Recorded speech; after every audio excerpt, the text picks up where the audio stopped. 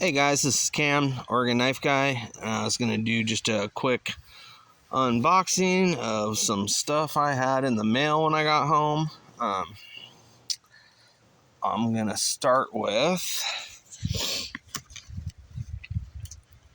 this, and I have, let's see, I might show off just a couple things I've got in the last week too, really. This Rough Riders new Stonework series, I've really been enjoying some of the patterns of it on it anyway. I have the large toothpick. You know, I was never really a toothpick guy. Don't mind my table. I wanted to do this in the woods. This log is kind of at an angle, so shit might slide. But this is their 5-inch toothpick. I don't have any of the other ones in the Stonework series really, other than this one I just got. I have the Malachite and Pearl doctor's knife. Well, I guess I have the Peanut and I have the Lockback Barlow from the older series. But so the new ones, I got this, I don't know, maybe last week or whatever, right after Tobias did his video, and I saw how great it looked, really.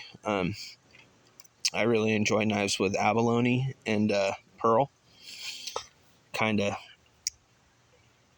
some people don't like the flash and some people do, and I'm just one of the ones that really enjoys this abalone. So I'm gonna just stick this off to the side, maybe, if I can do it without sticking myself. Okay. Well, here, let's see. This bad boy just stick in there. Oh, it does. So that tree's partially rotten. Hopefully I don't coax some bees out of this motherfucker or whatever. Oh, watch my language. Alright, well, either way. It is the RR2401, and it is, I don't know if you can tell by looking at it, but let's get it out of there. Man, their foam is cut so perfect, it's almost hard to get them out.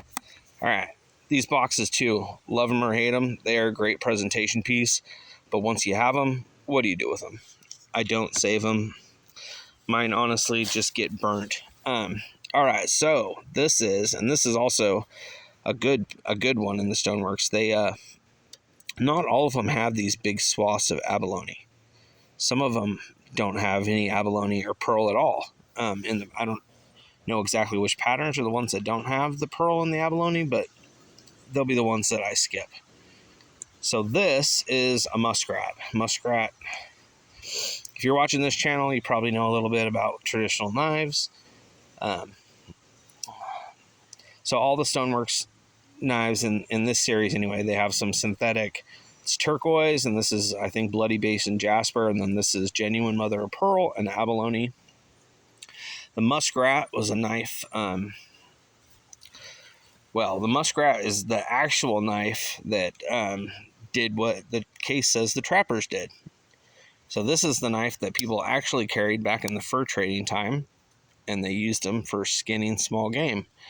I mean, once you used up a blade, you could just flip it around, and you didn't have to get used to how the new blade cut, because it was the exact same blade. You just had two of the same clip blade.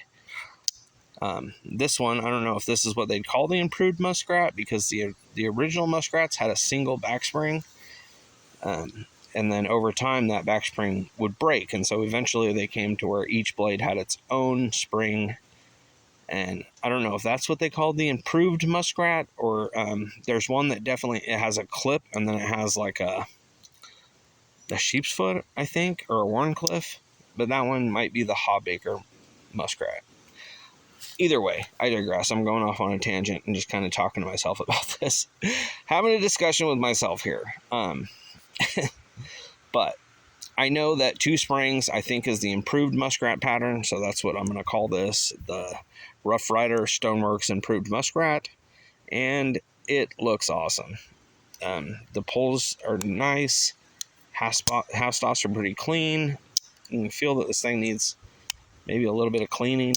It's not, but, and then when you look,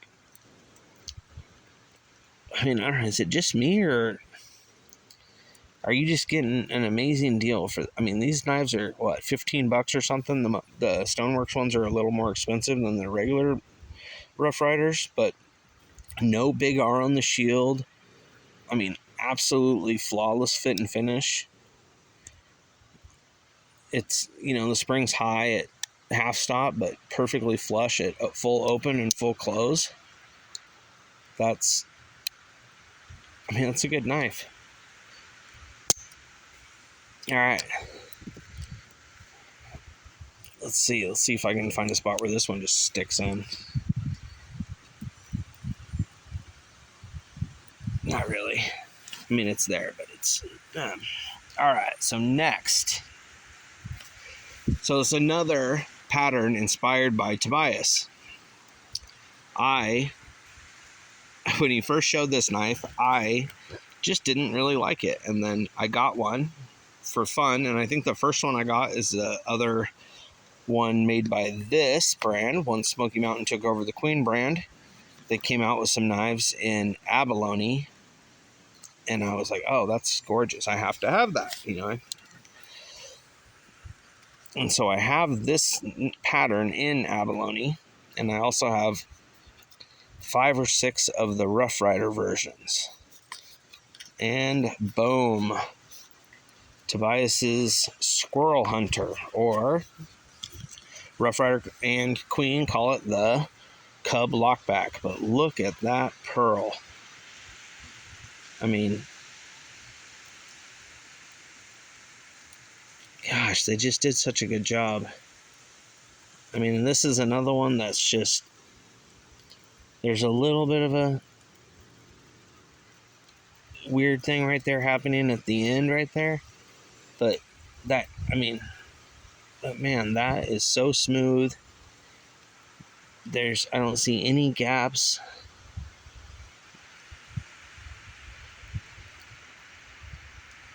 The pearl looks amazing.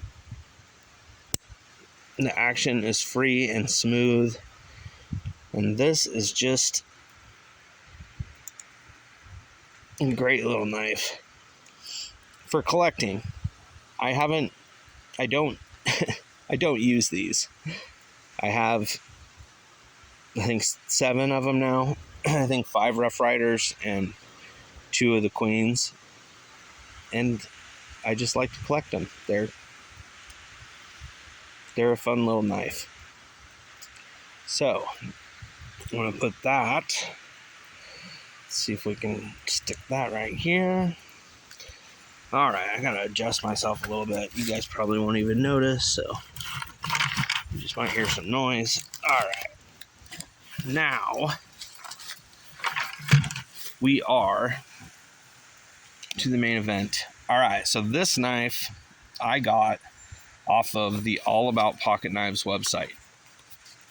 This company, James and Company, I originally found through Warthog's channel, and I don't know if it was a Taylor's Eyewitness. I think it was a Taylor's Eyewitness Barlow that he showed, and he was talking about how this guy gets these from England, and then you can get them from him, and you don't have to pay the shipping from way over there. It's all he does. They're already here. You don't have to wait. It's just a good deal. So to start this, let's see what he has under the box here. So that is nice. This little piece of, I don't know if it's a hank or if it's just a little, I don't know. It looks like just a double-sided little piece of felt just to look at, plaid or whatever. I like it. So this is the knife though. And when I found this knife, it was what it said was factory defect, and it was on sale. This knife was $20. And so let's take a look at it. This is ebony. You can see the black, and then it has a little bit of the blonde running through it, which I love. This side is more dark, and maybe see this little, I guess it really shows up on the camera. See that little nick by the pin? I think that's what they're calling the factory defect. And it really has it by the pin on both sides. But not this pin, and not that pin looks great.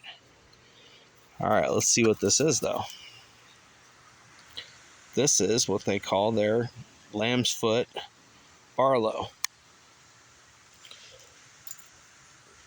It's going to be in the C75 carbon steel. It's not tremendously sharp, but it'll be easy to sharpen. And this will be a knife that I carry. I love this thing. $20. Let's look at the tang. Let's see, will it focus on that? Maybe you guys can see it. Here, I'll just look over the camera. A. Wright and Son, Sheffield, England. Man, it's a good one. It needs some oil, needs some working in. It doesn't feel perfectly smooth.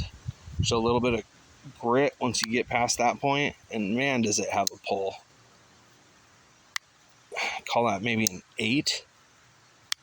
I know the Barlow I have, the Stag Barlow I have by Arthur Wright is, it's as close to a 10 as you can get. It's a serious, all these English Barlows and such just have definitely a man's pull. They don't want their knives closing up on you, that's for sure. I think that's how they get around their no locking knife thing, is they just make a hell of a backspring. But yeah, great knife. In fact, I think that I did really good today. All these knives are great. This little cub lockback is, see that trying to fall off? That's cub lockback, looks good. The freaking Stoneworks Muskrat, it's also a good looking knife. Here, let's set these right here so you can, let's see if I can even, it will not balance. Man, it's a good looking series. If all of the Stoneworks knives had the abalone on them like that, I would get every one of them. Oh man, and I'm skipping something. So the other day I found this at an antique store. This is a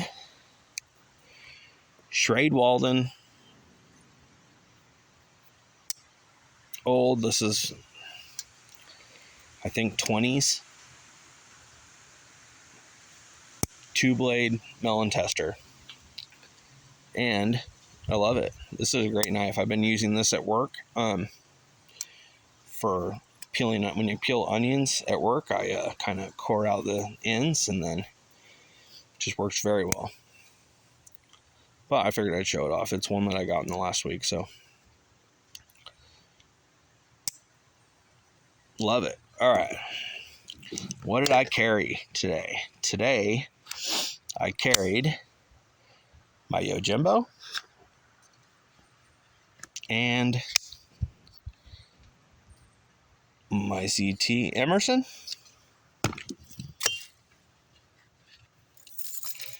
And now, I don't know if you can hear me rattling around in there, but I'm literally reaching into my pocket. It's still in my pocket. I carried my Winchester Whittler, Warncliffe, Maine, and it has 2 pins. I think they called it their orange bone. Love this knife. I carried that in my front left pocket, and then in my back pocket I have a slip that I usually keep one of my higher end slip joints in. Just for show, really. And lo and behold, it's another Whittler. This is my Stockyard Whittler, GEC. It's the number 29.